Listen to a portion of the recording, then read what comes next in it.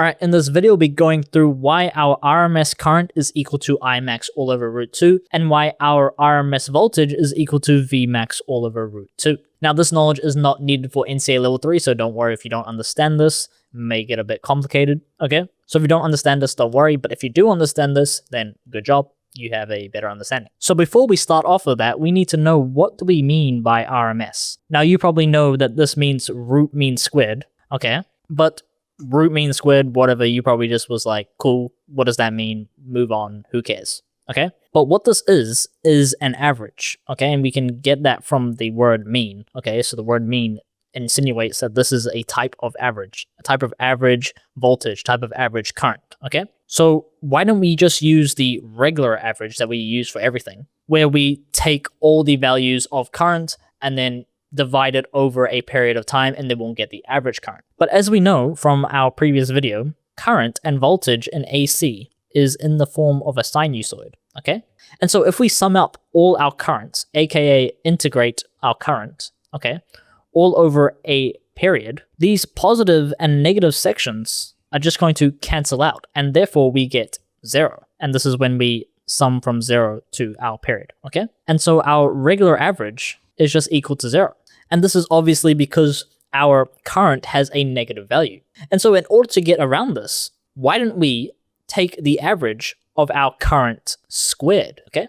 If we square our current, we are going to make the value bigger, sure, but that means we're going to get rid of our negative sign, because if we square our negative value, we're going to get a positive value back. And so we get rid of this issue of having our negative and positive values being cancelled out, okay? And so that is effectively what root mean squared is. It is the square root of the mean, okay, and this is another word for average, of the square of the current / voltage over its period, which we can denote as T. And so we can mathematically say this as the RMS, let's say current in this case, is equal to the square root of the mean of the square, okay? And so we obviously know our mean is equal to this right here, and it's of the square of the current in this case, and so that's equal to this right here. And we put this T because we know that our current is time dependent in AC, okay? And so we're obviously integrating with respect to time in this case. And so this is what we mean by our RMS value, okay? So then how does this turn into Imax all over square root 2? And if we were measuring voltage, it would be Vmax all over square root 2, okay? So in this example, I'm going to be using current. However, the math is the exact same for voltage, okay? So we know that our current can be measured as a sinusoid, okay? And we can either do a sine graph or a cos graph. In this case, I'm going to be using a cos graph. We know that the general formula for this graph is going to be I is equal to the max current value, which we can denote as I naught, cos omega t, which remember theta is equal to omega t, so this is just our theta value, plus phi, which is a phase difference, okay, and then plus d, okay? So if we look at Desmos, we can see this exact same general formula for our cos graph, okay? We can see that our A value would be our max current, our B is our omega, and C is our phi, and D is still our D in our general formula, okay? And so you can see when we change our C value, this is changing the phase of our cos graph, okay? The D value is making it taller and shorter, okay? And our T value is making the period longer and shorter. And our A value is making the amplitude bigger and smaller, okay? That obviously makes sense, because if our max current is bigger, then obviously our A value would be higher, okay? And so if we have our equation here, we obviously know that this is I of t, sorry. So this is I t, okay? And we have I of t squared in here, okay?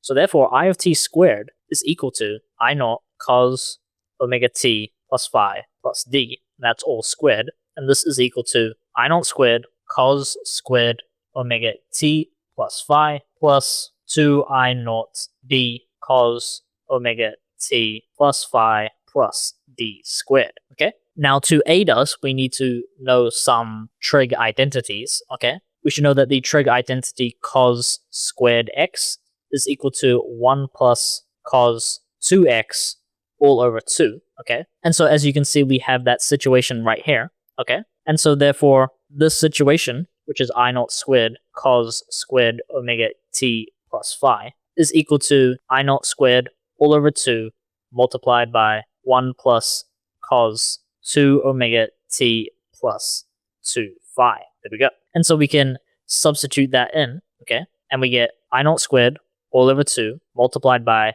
1 plus cos 2 omega t plus 2 phi plus 2 I naught d cos omega t plus phi plus d squared, okay? Absolute monstrosity of an equation, okay? So now this is what I squared of t is equal to. And so now we need to put all this into this equation right here. And we get I RMS is equal to square root 1 over t. We integrate that over our period. We have I naught squared all over 2 multiplied by 1 plus cos 2 omega t plus 2 phi plus 2 I naught d cos omega t plus phi plus d squared. So now this looks like an absolute mission to integrate over, and you would be correct. However, there is some things to save the day. The first thing is that this expression right here is a sinusoid, right?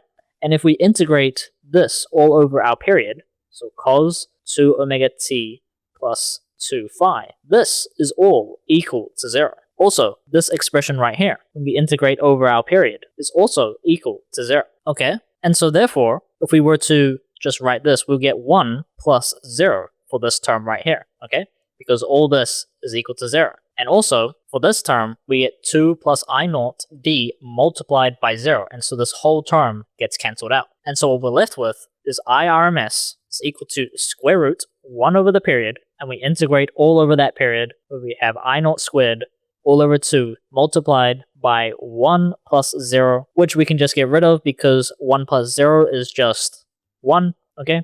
And anything multiplied by 1 is just itself, okay? Plus, this term gets cancelled out, and so we're just left with d squared, like so. Now, if we just deal with this section right here, if we integrate this section all over our period, I naught squared all over 2 plus d squared dt, okay? Remember, dt should be over here at top. Okay. If we evaluate this integral all over the period, we are left with I naught squared all over 2 plus d squared multiplied by our period. Okay. And so therefore we can simply plug that back in, and we get I RMS is equal to square root 1 over the period multiplied by this value right here. And we get I naught squared all over 2 plus d squared multiplied by t. And as you can see, these t's cancel out, and we're just left with I RMS is equal to square root I naught squared all over 2 plus d squared. Now in NCEA, our d value, which is our vertical shift, is equal to 0, meaning you're only dealing with sinusoids which start at the origin, or it's a cosine graph, and after an angle of